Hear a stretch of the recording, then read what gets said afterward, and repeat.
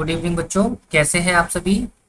आपका स्वागत है हमारे YouTube channel study with Shailendra में। और बच्चे हम बात कर रहे हैं प्राचीन भारत की। क्लियर है। और हम प्राचीन भारत से रिलेटेड एक वीडियो ऑलरेडी अपलोड कर चुके हैं, तो आप उस वीडियो को देख सकते हैं। क्लियर है। उस वीडियो की जो लिंक है आपको डिस्क्रिप्शन में मिल जाएगी। इसी के साथ ही हमारे चैनल पर आपको प्लेलिस्ट भी इसकी मिल जाएगी, जिसमें आपको प्राचीन भारत से रिलेटेड जो भी वीडियोस हम बनाएंगे वो सारे वीडियोस उस प्लेलिस्ट के अंदर आपको मिल जाएगी। क्लियर है। हालांकि ये हमारा जो प्राचीन भारत है, प्राचीन भारत, इसका सेकेंड वीडियो है, सेकेंड पार्ट है। ठीक है। ये हमारा दूसरा पार्ट है, तो चलिए देख लेते हैं। देखिए बच्चे, हमने पहला वीडियो जो डिस्कस किया था पार्ट वन में हमने वेद डिस्कस किए थे कि हमारे कौन कौन से वेद हैं और उनकी कौन कौन सी विशेषताएं हैं। ये सारी चीज़ें हमने पहले पार्ट में डिस्कस करी थी। सेकेंड पार्ट में हम उससे आगे का टॉपिक जो है डिस्कस करने वाले हैं। तो अभी हमारे पास फिलहाल सामने दिख रहा है आपको क्या, उपनिषद। ठीक है। देखिए उपनिषद होता क्या है, उपनिषद का अर्थ क्या होता है। उपनिषद का अर्थ होता है गुरु के समीप बैठकर ज्ञान प्राप्त करना। क्या कहलाता है बच्चा, कहलाता है उपनिषद। क्लियर है। मेरे साथ आप दोहराएंगे, क्या है उपनिषद, होते क्या है, उपनिषद का अर्थ क्या होता है। उपनिषद का अर्थ होता है गुरु के समीप बैठकर ज्ञान प्राप्त करना। क्लियर है बच्चा। चलिए देखिए क्या है कि ये जो उपनिषद है ना आपके, ये उपनिषद भारतीय दार्शनिकता के मुख्य स्रोत माने जाते हैं। ये जो आपके उपनिषद हैं वो भारतीय दार्शनिकता के मुख्य स्रोत माने जाते हैं। और इनकी बच्चे संख्या की अगर हम बात करें तो उपनिषदों की कुल संख्या 108 है, जिनमें से मुख्य जो उपनिषद है वो कुल आपके 12 है। क्लियर है। मुख्य उपनिषद कितने हैं बच्चा, आपके 12 है। तो आप हमारे साथ दोहराएंगे, क्या बोला हमने कि उपनिषदों की संख्या कितनी है बच्चा, 108 है। और मुख्य उपनिषद कितने हैं, मुख्य उपनिषद हैं आपके कितने, 12। क्लियर है। चलिए आगे देख लीजिए क्या है कि आपने एक वाक्य सुना होगा। कौन सा वाक्य है, सत्यमेव जयते। ये वाक्य आपने सुना होगा, सत्यमेव जयते, जो कि मुंडक उपनिषद से लिया गया है। क्लियर है। ये जो आपका वाक्य है सत्यमेव जयते, वो कहाँ से लिया गया है बच्चा, वो लिया गया है आपका मुंडक उपनिषद से। क्लियर है, याद रखेंगे। देखिए बच्चा, आप हमारे साथ साथ साथ दोहराएंगे तो यकीन मानिए आपको बहुत जल्दी चीजें याद हो जाएंगी। क्लियर है। देखिए आपको यहाँ पर जो 12 उपनिषद हैं, ये 12 के 12 उपनिषद याद करने की जरूरत है नहीं। आपको जो मेन जो आपके एग्जाम के पॉइंट ऑफ व्यू से जितनी भी फैक्चुअल इंफॉर्मेशन है वही आपको याद करना है। क्लियर है बच्चों। तो याद कैसे करेंगे आप याद करेंगे, आप हमारे वीडियो के साथ साथ साथ आप क्या करेंगे, दोहराएंगे। क्लियर है। तो इस वाली स्लाइड से हमने क्या सीखा, इस वाली स्लाइड से हमने सीखा कि जो उपनिषद है उनका अर्थ होता है गुरु के समीप बैठकर ज्ञान प्राप्त करना। और क्या सीखा हमने, ये जो उपनिषद हैं वो भारतीय दार्शनिकता के मुख्य स्रोत हैं। इनकी संख्या कितनी है बच्चा, इनकी संख्या है 108, लेकिन मुख्य कितने हैं, मुख्य केवल कितने हैं, 12 उपनिषद है। और बच्चा क्या है, ये वाला क्वेश्चन आप स्टार लगा के लिख लीजिए, क्योंकि ये वाला क्वेश्चन काफी बार एग्जाम में पूछा गया है कि सत्यमेव जयते कहाँ से लिया गया है। तो बच्चा सत्यमेव जयते कहाँ से लिया गया है, सत्यमेव जयते लिया गया है मुंडक उपनिषद से। कहाँ से लिया गया है बच्चा, मुंडक उपनिषद से। क्लियर है। चले आगे। ठीक है। तो देखिए बच्चा, नेक्स्ट हम बात कर लेते हैं वेदांग की। वेदांग क्या होते हैं, वेदों के अंग जिसे हम बोलेंगे, वेदों के अंग। ठीक है। क्या बोलेंगे इसे हम, वेदों के अंग। इसी प्रकार सिमिलर आप उपनिषद की बात करें तो उपनिषद के लिए आप एक और चीज लिख सकते हैं। उपनिषद को बच्चा हम वेदांत भी कहते हैं। क्या कहते हैं बच्चा, उपनिषद को हम वेदांत भी कहते हैं। तो इस पॉइंट को भी आप लिख सकते हैं, हमने स्लाइड में इंक्लूड नहीं किया है कि उपनिषद को क्या कहते हैं, उपनिषद को हम वेदांत भी कहते हैं। क्लियर है? चलें आगे। देखिए बच्चा, वेदांग, वेदांग का अर्थ क्या होता है? वेदों के अंग। इसमें है क्या? तो बच्चा वेदांग है किस लिए? तो वेदों को भली भांति रूप से समझने के लिए क्या है? वेदांग है। ठीक है, क्या है? वेदांग है क्या? वेदों को भली भांति समझने के लिए किन की रचना की गई है? वेदांगों की रचना की गई है। तो बच्चा इनकी संख्या की बात कर लेते हैं। तो वेदांगों की संख्या कितनी है? वेदांगों की संख्या है 6। कौन कौन से वेदांग हैं? एक है शिक्षा, दूसरा कल्प, तीसरा व्याकरण, चौथा निरुक्त, पांचवा छंद और लास्ट कौन सा है आपका? ज्योतिष। क्लियर है? अब बच्चे शिक्षा किस लिए है? शिक्षा जो वेदांग है वो किस लिए है? वो इसलिए है ताकि हम वेदों को क्या कर सकें? इस आसानी से उनको समझ सकें। क्या कर सकें? उनको आसानी से समझ सकें। और क्या कर सकें? उनको पढ़ सकें। उनको समझ सकें और उनको पढ़ सकें, जिसके लिए कौन सा वेदांग है बच्चा? वो है आपका शिक्षा। कल्प, कल्प में क्या है? कल्प जो वेदांग है वो किस लिए है बच्चा? वो है आपका कर्म कांडों को समझाने के लिए। किस लिए है बच्चा? कर्म कांडों को समझाने के लिए। व्याकरण तो आप जानते ही हैं, व्याकरण किस लिए है? ताकि हम जो भी हमारे पास चीजें हैं लिखी हैं उनको हम सही ढंग से उच्चारित कर पाए। क्या कर पाए? सही ढंग से उच्चारित कर पाए, क्योंकि बिना व्याकरण के आप एक मीनिंगफुल सेंटेंस को उच्चारित नहीं कर सकते। क्लियर है? तो समझ में आ गया होगा। फिर निरुक्त, निरुक्त क्या है? इसमें उत्पत्ति से संबंधित बातें कही गई हैं। और छंद और ज्योतिष तो आप जानते हैं। क्लियर है? तो समझ में आया क्या देखा हमने? वेदांग क्या होते हैं? वेदों के अंग होते हैं। और क्या होता है? वेदांगों की रचना किस लिए की गई थी? ताकि हम वेदों को भली भांति क्या कर सकें? समझ सकें। इसलिए हमने किसकी रचना करी है? हमने करी है वेदांगों की रचना। इनकी संख्या कितनी है बच्चा? इनकी संख्या है टोटल कितनी? 6। कौन कौन सी है? शिक्षा, कल्प, व्याकरण, निरुक्त, छंद और ज्योतिष। ठीक है। शिक्षा जो वेदांग है वो किस में मदद करता है? ताकि हम वेदों को समझ सकें और उनको पढ़ सकें। कल्प में क्या है? कर्मकांडों के बारे में है। व्याकरण किस लिए है? ताकि हम जितनी भी चीजें लिखी गई है उनको सही ढंग से उच्चारित कर पाए। निरुक्त में क्या है? उत्पत्ति से संबंधित बातें बताई गई हैं। और लास्ट के बचते हैं आपके छंद और ज्योतिष। क्लियर है? उम्मीद करते हैं चीजें आपको साथ ही साथ याद हो रही होंगी। क्लियर है? चलते हैं हम नेक्स्ट पर। देखिए बच्चा, अब हम बात कर लेते हैं किसकी? पुराणों की। ठीक है, तो देखिए पुराण क्या है? भारतीय ऐतिहासिक कथाओं का सबसे अच्छा क्रमबद्ध विवरण जो है वो क्या कहलाता है आपका? वो कहलाता है आपका पुराण। क्लियर है? इनमें पुराणों में क्या है? पुराणों में आपकी ऐतिहासिक कथाएं लिखी गई हैं। ऐतिहासिक कथाओं का क्या किया गया है? संकलन किया गया है। ठीक है, पुराणों में है क्या बच्चा?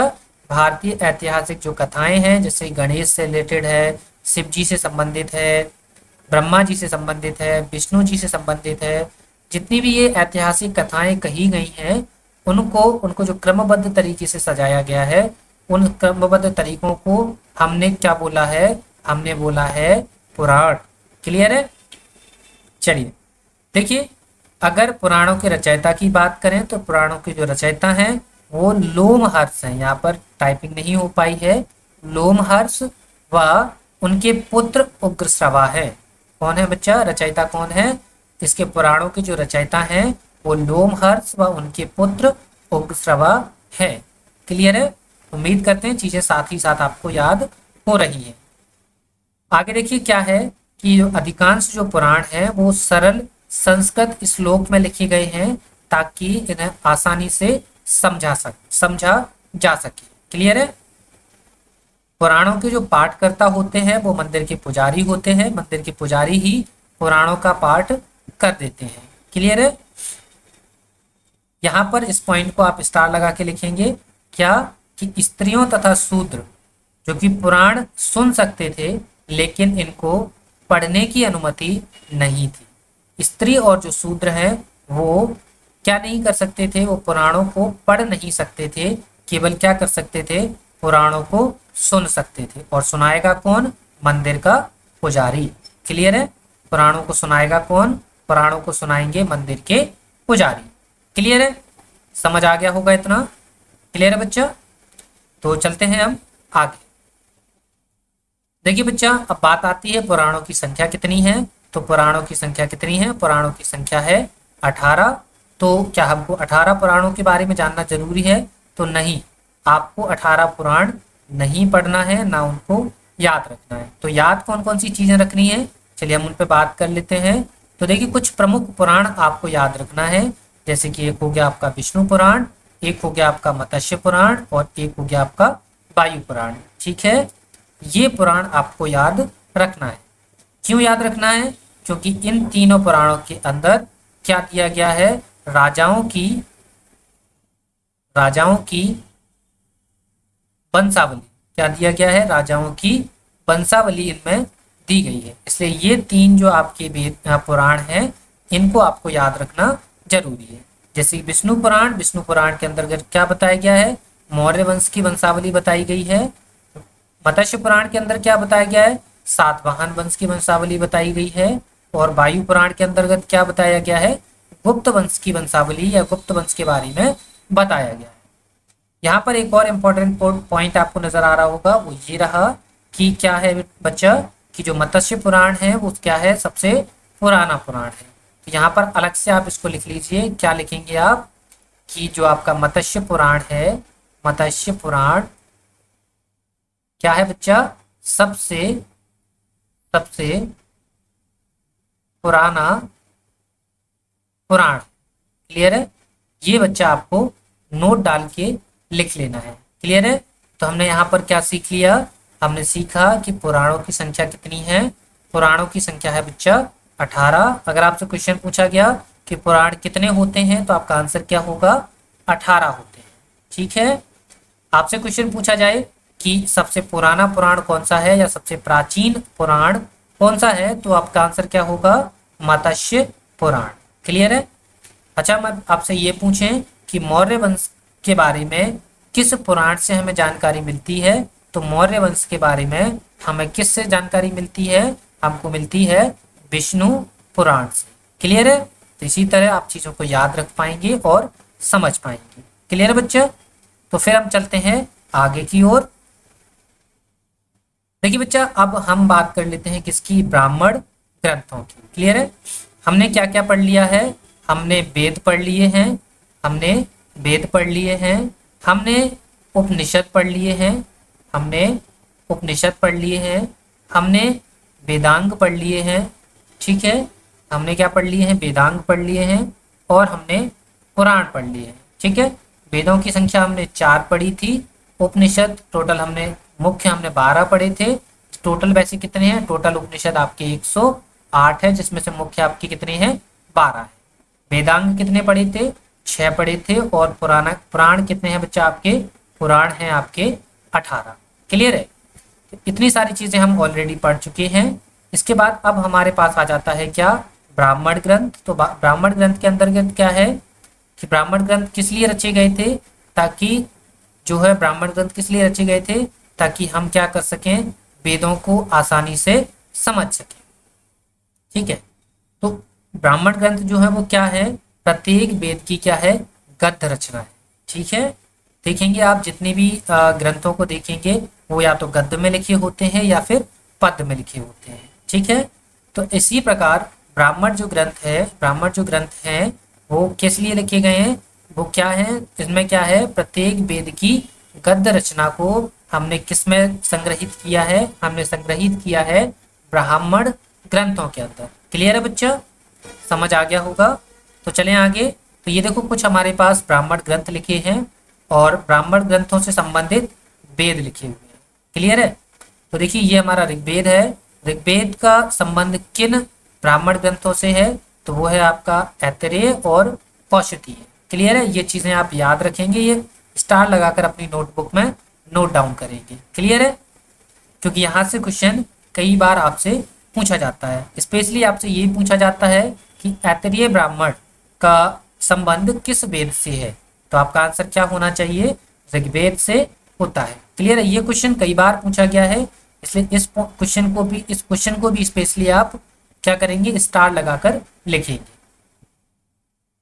सामवेद, सामवेद बच्चा क्या है, सामवेद का संबंध किन ब्राह्मण ग्रंथों से है, पंचवेद तथा जैमिनीय से है। यजुर्वेद का संबंध बच्चा किस ब्राह्मण ग्रंथ से है, तो कौन से है, तैत्तिरीय और शतपथ ब्राह्मण से है। और अथर्ववेद का संबंध किससे है, अथर्ववेद का संबंध गौपथ से है। क्लियर है। अथर्ववेद का संबंध किस ब्राह्मण ग्रंथ से है, तो अथर्ववेद का संबंध गौपथ ब्राह्मण ग्रंथ से है। तो इस प्रकार हमने यहाँ पर क्या देखा, हमने देखा कि ब्राह्मण ग्रंथों की जो संख्या है, ब्राह्मण ग्रंथों की जो संख्या है बच्चा वो कितनी हो जाती है, वो हो जाती है आपकी 7। कितनी हो जाती है बच्चा, ब्राह्मण ग्रंथों की संख्या हो जाती है 7। क्लियर है। तो ये सारी चीजें आप नोट डाउन करके लिखेंगे। ठीक है। यहाँ पर सबसे ज्यादा जो इम्पोर्टेंट है वो आपका क्या है, शतपथ ब्राह्मण। क्यों है, क्योंकि शतपथ ब्राह्मण में, शतपथ ब्राह्मण में स्त्री की दशा को अच्छा बताया गया है। ठीक है, अच्छा बताया गया है। तो ये आपको चीजें याद रखनी है, तो ये आपके लिए इंपॉर्टेंट हो जाता है। हालांकि इसके बारे में हम आगे भी जिक्र करेंगे।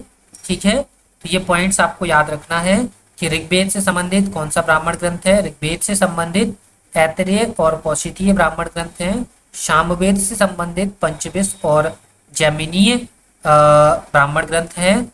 यजुर्वेद से संबंधित तैत्तिरीय और शतपथ ब्राह्मण ग्रंथ हैं। अथर्ववेद से संबंधित गौपथ ब्राह्मण ग्रंथ है।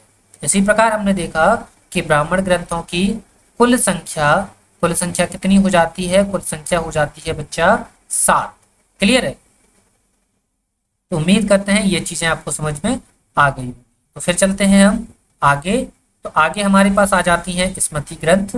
स्मृति ग्रंथ के अंदर अगर हम देखें तो सबसे प्राचीन एवं प्रमाणित जो स्मृति है वो कौन सी है बच्चा, मनु स्मृति है। ये सबसे प्राचीन स्मृति मानी जाती है। इससे रिलेटेड काफी बार क्वेश्चन एग्जाम्स में पूछे गए हैं, तो इसको आप स्टार लगाकर लिखेंगे और अपनी नोटबुक में नोट डाउन करेंगे क्या, कि सबसे प्राचीन एवं प्रमाणित स्मृति कौन सी है, मनु स्मृति है। ये बच्चा हमारी जो कानून की सबसे पहली किताब आप कह सकते हैं। ठीक है, कानून की क्या सबसे पहली किताब आप इसको बोल सकते हैं। क्लियर है, समझ में आया आपको कि स्मृति ग्रंथों में क्या है कि सबसे प्राचीन जो प्रमाणित स्मृति है वो कौन सी है, मनु स्मृति है, जो कि क्या है, कानून की सबसे पहली किताब मानी जाती है। क्लियर है। चलें आगे। देखिए ये जो है ना मनुस्मृति जो है वो शुंग काल का मानक ग्रंथ मानी जाती है। इट मीन्स मनुस्मृति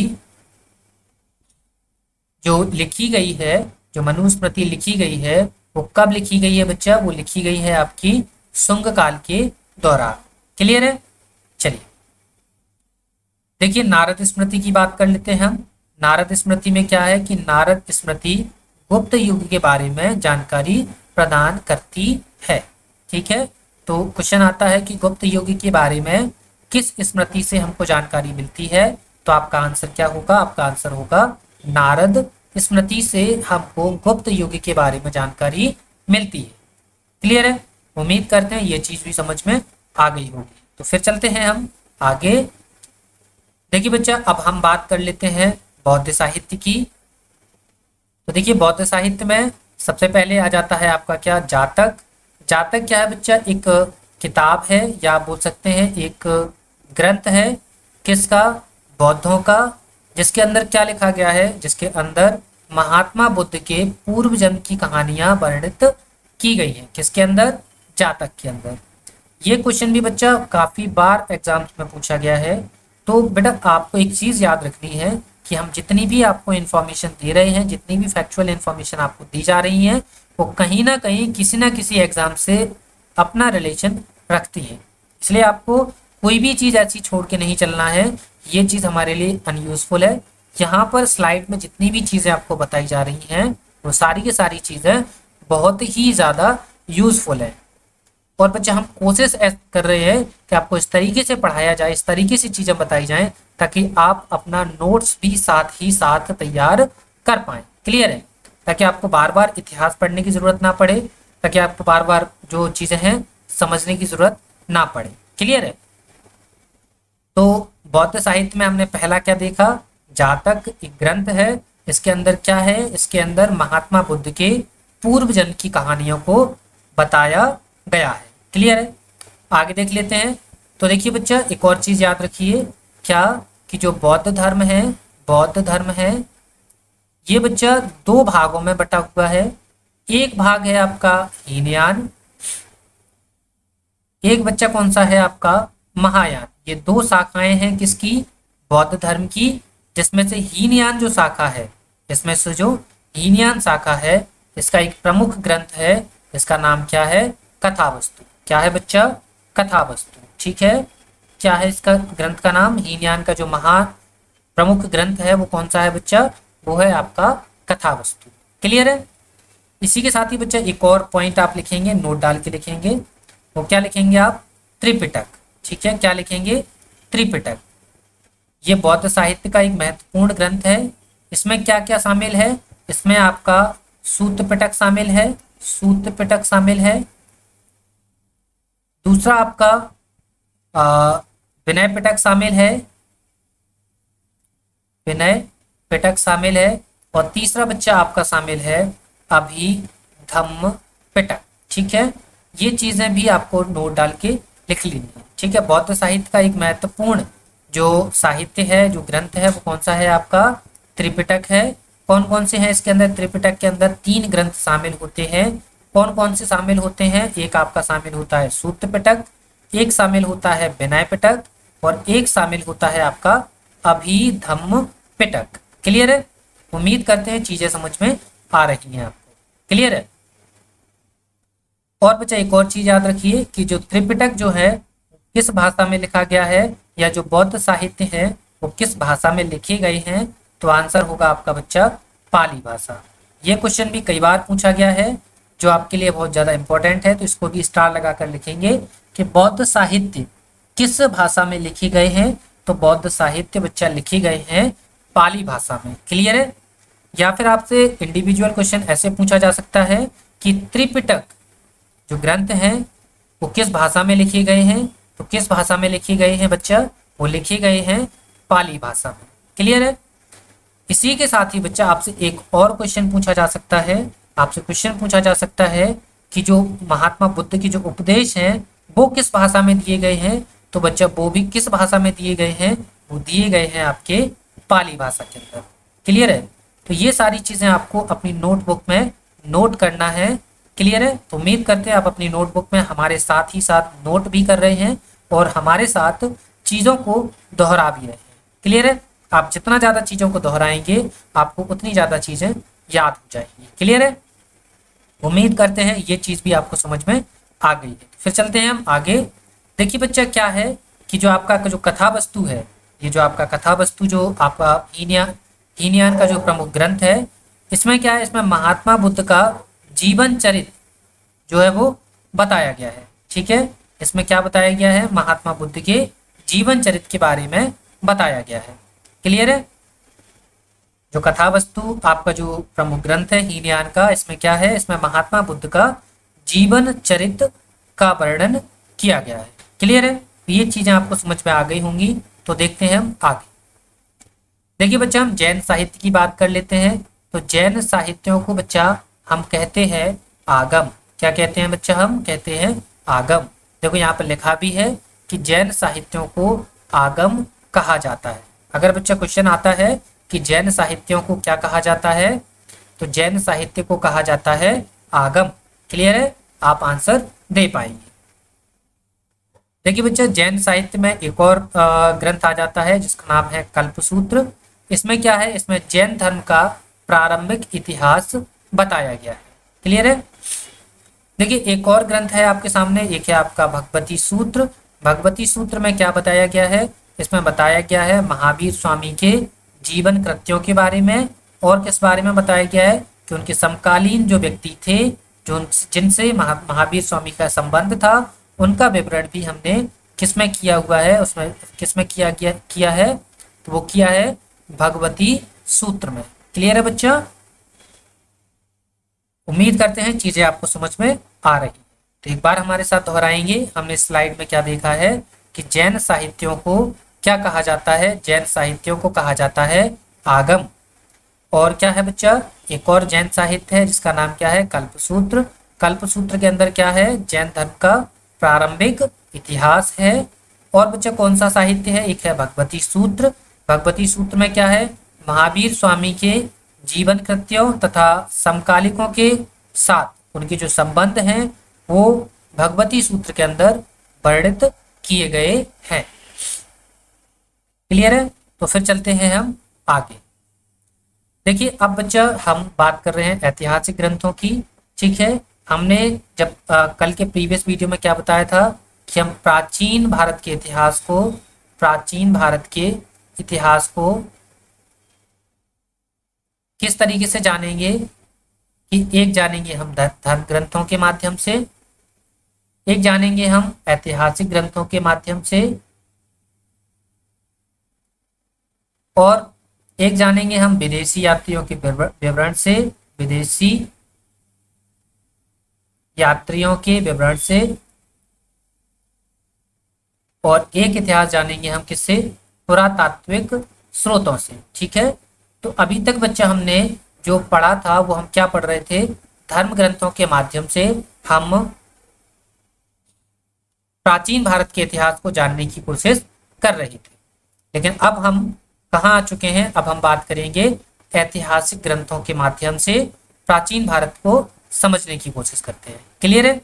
चलिए देखिए, ऐतिहासिक ग्रंथों के अंदर सबसे पहले हम बात करते हैं अर्थशास्त्र की, जिसको किसने लिखा है? जिसको लिखा है कौटिल्य ने, या हम बोल सकते हैं चाणक्य ने, या फिर इनका एक और नाम है, इनका नाम है विष्णुगुप्त। ठीक है, तो अर्थशास्त्र की रचना किसने की है? अर्थशास्त्र की रचना की है कौटिल्य ने, या हम कह सकते हैं चाणक्य ने, या हम कह सकते हैं विष्णुगुप्त ने। क्लियर है? एक और बात आप हमेशा याद रखिए, ये जो अर्थशास्त्र है वो एक बुक है। ठीक है, आप कभी भी इसको एक एज अ सब्जेक्ट नहीं देखेंगे। ठीक है, अर्थशास्त्र जो सब्जेक्ट होता है वो एक इकोनॉमी सब्जेक्ट होता है। इकोनॉमिक्स का जो सब्जेक्ट होता है उसे हम अर्थशास्त्र कहते हैं। लेकिन यहाँ पर एक बुक का नाम अर्थशास्त्र है, तो कभी भी आप इसे सब्जेक्ट नहीं मानेंगे। ये एक किताब है जो किसने लिखी है? वो लिखी है कौटिल्य ने, या चाणक्य, या विष्णुगुप्त हम बोल सकते हैं। क्लियर है? ठीक है, अब ये अर्थशास्त्र जो किताब है वो किससे संबंधित है बच्चा? वो संबंधित है किससे? राजनीति शास्त्र से। ठीक है, अर्थशास्त्र जो बुक है वो किससे संबंधित है? अर्थशास्त्र जो बुक है वो राजनीति शास्त्र से संबंधित बुक है। क्लियर है? इस बुक के अंदर है क्या? इस बुक के अंदर मौर्यकालीन इतिहास की जानकारी मिलती है। ठीक है, और क्या मिलता है? हमें मौर्यकालीन की शासन प्रणाली के बारे में जानकारी मिलती है, मौर्यकाल की शासन प्रणाली, और क्या? अर्थव्यवस्था, मौर्यकालीन अर्थव्यवस्था, और क्या बोल सकते हैं हम? समाज की व्यवस्था, या समाज, मौर्यकालीन समाज की जानकारी हमको कहाँ से मिल जाती है? हमको मिल जाती है अर्थशास्त्र से। क्लियर है? इतनी चीजें आपने नोट करी हैं। तो अर्थशास्त्र से हमको क्या जानने की मिलता है? अर्थशास्त्र से हमको मौर्यकालीन इतिहास की जानकारी मिलती है बच्चा। और क्या मिलता है हमसे जानने अर्थशास्त्र से? और हम क्या जानते हैं? और हम जानते हैं मौर्यकाल की शासन प्रणाली, और क्या जान सकते हैं हम? समाज और आर्थिक व्यवस्था हम जान सकते हैं किसकी? मौर्यकाल की। क्लियर है? अर्थशास्त्र जो है वो बच्चा कितना? 15 अधिकरणों और 180 प्रकरणों में विभाजित है। मतलब हम यहाँ बोल सकते हैं अधिकरण मतलब चैप्टर, और ये जो है वो इसके क्या है? सब चैप्टर। ठीक है बच्चा, इतना आप समझ गए होंगे। तो 15 अधिकरणों एवं 180 प्रकरणों में विभाजित है। क्या विभाजित है? आपका अर्थशास्त्र। क्लियर है बच्चा? उम्मीद करते हैं ये पॉइंट आपको समझ में आ गया होगा। तो फिर चलते हैं हम आगे। ठीक है, 1 मिनट इसको थोड़ा सा इरेज कर लेते हैं हम, है ना। ये हमने इसको इरेज कर लिया, ठीक है, जिससे अब दिखाई देगा हमको क्या है। अगला हमारा ऐतिहासिक ग्रंथ कौन सा है? ये ग्रंथ है हमारा महाभाष्य। इसको किसने लिखा है? जिसको लिखा है पतंजलि ने। किसने लिखा है इसको? इसको लिखा है पतंजलि ने। क्लियर है? पतंजलि कौन थे? ये जो पतंजलि है बच्चा, वो योग दर्शन के प्रवर्तक है। क्लियर है? तो ये पॉइंट भी आपसे कई बार पूछा जाता है, तो आप ये भी लिख सकते हैं। तो योग दर्शन के प्रवर्तक कौन है बच्चा? वो है आपके पतंजलि। इन्होंने किसकी रचना की है? इन्होंने रचना की है महाभाष्य की। इसके माध्यम से हम क्या जान सकते हैं? इसके माध्यम से हम जान सकते हैं शुंग काल का इतिहास। क्या जान सकते हैं बच्चा हम महाभाष्य से? क्या जान सकते हैं? हम जान सकते हैं शुंग काल का इतिहास। क्लियर है? चलिए आगे देख लेते हैं। आगे हमारे पास क्या है? आगे हमारे पास है एक नया ऐतिहासिक ग्रंथ है, जिसका नाम क्या है? राजतरंगिणी। राजतरंगिणी किसने लिखी है? राजतरंगिणी लिखी है कल्हड़ ने। और इस राजतरंगिणी से हमको क्या जानने के लिए मिलता है? राजतरंगिणी से हमको कश्मीर का इतिहास जानने के लिए मिलता है। क्लियर है? राजतरंगिणी से हमको क्या जानने के लिए मिलता है? राजतरंगिणी से हमको जानने के लिए मिलता है कश्मीर का इतिहास। ये राजतरंगिणी जो बुक है वो किसने लिखी है? वो लिखी है बच्चा कल्हड़ ने। किसने लिखी है बच्चा? लिखी है कल्हड़ ने। क्लियर है? तो फिर चलते हैं हम आगे। देखिए बच्चा, नेक्स्ट हमारे पास ग्रंथ कौन सा है? हमारे पास ग्रंथ है अष्टाध्यायी। अष्टाध्यायी बच्चा किसने लिखा है? लिखा है आपका पाणिनि ने। अगर आपसे क्वेश्चन पूछा जाता है कि अष्टाध्यायी के लेखक कौन है, तो अष्टाध्यायी के लेखक कौन है बच्चा? लेखक है पाणिनि। कौन है बच्चा लेखक? लेखक है पाणिनि। क्लियर है? आगे देखिए, अष्टाध्यायी से हमको क्या जानने के लिए मिलता है? तो अष्टाध्यायी से हमको मौर्यों के पहले का इतिहास और मौर्य युगीन अवस्था की जानकारी हमें क्या होती है? इससे मिल जाती है। अष्टाध्यायी से क्या मिल जाता है बच्चा? अष्टाध्यायी जो किताब है, जो कि पाणिनि ने लिखी थी, इस किताब से हमको मौर्यों के पहले का इतिहास मिल जाता है और मौर्य युगीन, इट मीन्स मौर्य काल के दौरान जो अवस्था थी या जो व्यवस्थाएं, जो समाज की जो व्यवस्थाएं थी, उन सभी चीज़ों के बारे में जानकारी हमें किससे मिल जाती है? वो मिल जाती है हमको अष्टाध्यायी से। क्लियर है? चलिए आगे का देख लेते हैं। आगे देखिए क्या है, एक नई बुक है गार्गी संहिता। गार्गी संहिता के लेखक कौन है? लेखक है कात्यायन। क्लियर है? तो आपके पास क्वेश्चन अगर आता है कि गार्गी संहिता के लेखक कौन है, तो गार्गी संहिता के लेखक कौन है? कात्यायन है। क्लियर है? यहाँ पर एक पॉइंट याद रखेंगे बच्चा कि जो गार्गी संहिता है वो एक ज्योतिष ग्रंथ है।